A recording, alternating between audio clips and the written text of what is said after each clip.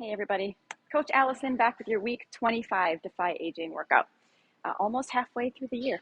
We have two circuits. I think depending on how many people you have in your session, they might be running simultaneously, and that works just fine because you're going to go through each circuit for 3 rounds of 35 seconds on and 30 seconds off. So little different, 35-30. Okay, circuit A or circuit 1. They each also have 4 exercises. Don't know if I said that. Let's go through our exercises. Okay, our first exercise is it's challenging and it's quite advanced. Give it a try, see how you do. We also have some other options, of course. It's a kneeling get up. So you're gonna want a mat for this one. All right, make sure you're forward enough on the mat where your feet, because you'll see why in a second, but we don't want our toes to catch on the back of the mat like that. So make sure you're forward enough. Okay, sit up nice and tall and straight on your mat, and we're gonna bring one foot up into a half kneel position, stand, and that same leg that came up is now gonna go back down onto the knee, and there we go. Then I'm gonna switch my leading leg. So last time I led with my left, now I'm gonna lead with my right. Half kneel, stand, half kneel, all the way down.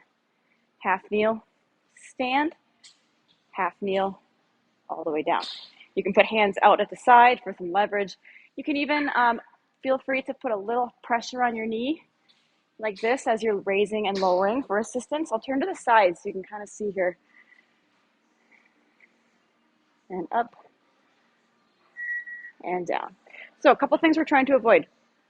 Trying to avoid a lot of forward leaning like I did. I made it excessive to show the point, but so we're trying to avoid, I'll do it again, kind of showing you, don't want to lean down quite that much. So if you need a little bit of a forward lean kind of for momentum, like that, totally fine. But we don't want to avoid that excessive forward lean. Remember, you can use your hand on your knee for or on your thigh for a little bit of assistance. So other options. So yeah, give that a try. It is quite challenging. If you're trying it, there's no pain, no knee pain. Your balance is okay. And it's just hard. I really encourage you to keep trying. Now, if there's any knee pain or a balance issue, then that's a different story, right? So the other options are a step up, whatever heights you choose. At our gyms, we have different heights all over the place. Step up, step down, switch your leading leg.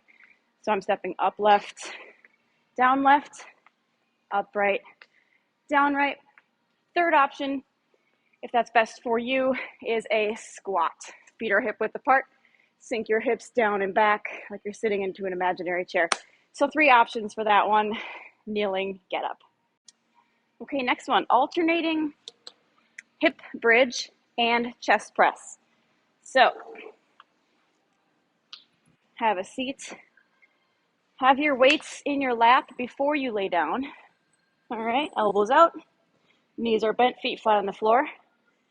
We're gonna alternate a hip bridge and a chest press. So I'm gonna do my hip bridge first, up, down, then chest press up, down, and alternate. Up, down, up, down, up, down. Okay, when you put your weights down, please drop them like this, bell coming down to the floor, as opposed to kind of back like this. That second way I did is kind of bad for your arm and shoulder. All right, and an option to avoid needing to be on the floor, a wall push-up with a knee drive. So, or an incline push-up. You can come up to like something this high, a bench or something. Okay, so we do a push-up and then drive each knee into the chest. Push-up, knee, knee. All right. Okay, next one. It's a medicine ball side-to-side slam. We've done regular slams. We've done the sledgehammer where you go back and slam it in the center. We actually do want the slam now to be side to side. So I'm going to slam on my right side, catch it on the bounce, up and over, left side, up and over, right side. Watch my feet. So watch the opposite foot. Doing a little bit of a pivot. That helps you get some power Helps you get a better range of motion. So yeah, side to side slam.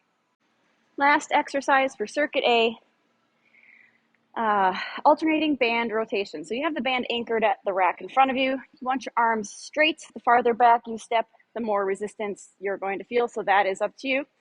Okay, facing the anchor point, facing forward, arms straight as an arrow. So this is one exercise where we do want you to lock in the elbows.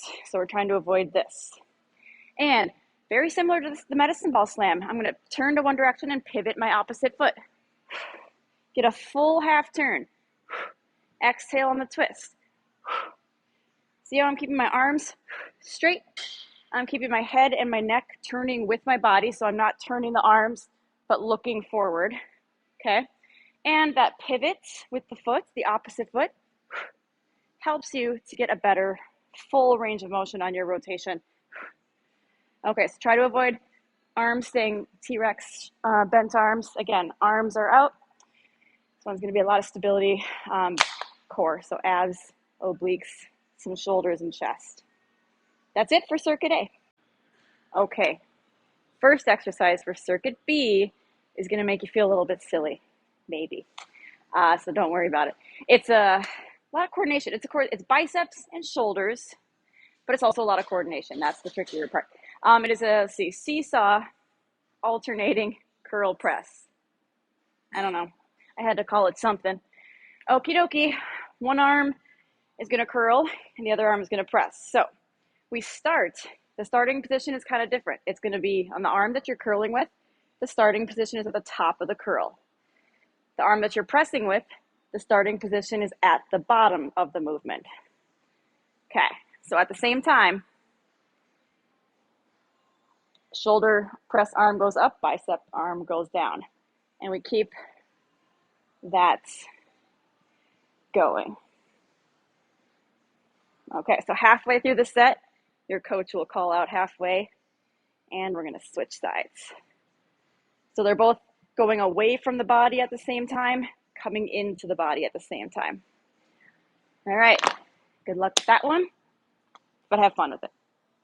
Next exercise, step knee drive. So again, pick a size height box that's going to work for you. One foot is up here, so for half of the set, you're going to leave this same leg up here. It doesn't come down, so that's different than a typical step up. We're doing a knee drive here. So this bottom leg is going to come up, and I like to use my arms to act as kind of a propeller momentum. I'm going to drive that knee up, bring it right back to the floor, and up, down, up, down. See how I'm not removing this leg? We want some control here, so we don't want to kind of be, is it hard? Yes. That's part of the challenge. So if you would like to place your box near a wall or a rack or something to kind of put your hand on, go for it. Because we want a crisp, controlled movement is what we're aiming for. So knee up, balance, and down. Okay? Halfway through the set, your coach will call out halfway, and we're going to switch arms. Okay? So switch arms. Switch legs. Anyway, so that is our step knee drive. Alternating dumbbell back row. So we need 2 weights for this in that forward hinge position. So slight bend in your knees, butt and hips back, hinging at the hips. Okay, so we're not just rounding down like this. Palms are turned inward. They can have a slight angle, whatever's comfortable. Okay, and we just simply alternate arms with the back row. Exhale on the pull. Bring the weight back towards your kind of rib cage or hip bone. By that I mean we just don't want it up here by the armpit. But we also don't want it like a kickback. So elbow up, pull, and see how the weight's kind of ending near my hip and my rib cage. So wait for one arm to come down before you do the other one. So we're not doing a seesaw. Instead, we're doing an alternating. All right, that is our back row. Our last exercise for circuit B is a halo. I haven't done this one for a while. It's a shoulder, little bit of strengthening shoulder exercise, but also it's primarily a range of motion mobility exercise. Kettlebell or dumbbell for this one. Kettlebell is, I think, a little more challenging. So if you're doing kettlebell, bottom is up, okay? And we keep the weight close to the body so we're not way out here.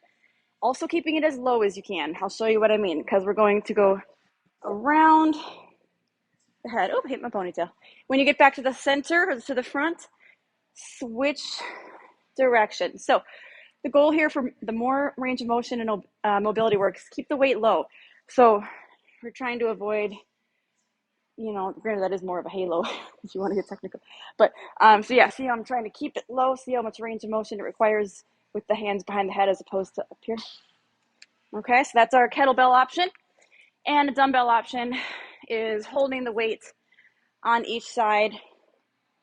Yeah, this one is a little bit easier just because it gives you a little more room to play with. It's a little easier for me to get my arm above my ponytail, but you're still switching direction.